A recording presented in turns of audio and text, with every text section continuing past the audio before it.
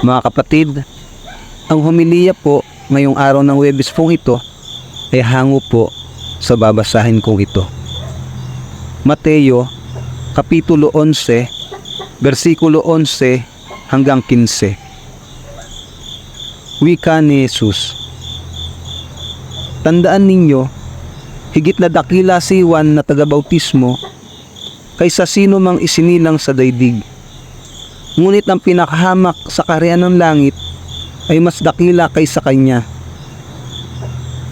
Mula nang mangaral si Juan na tagabautismo hanggang ngayon, ang kaharian ng langit ay sapilitang pinapasok ng mga taong mararahas, sapagkat hanggang sa dumating si Juan, ang mga propeta at ang kautusan ang siyang nagpahayag tungkol sa paghahari ng Diyos.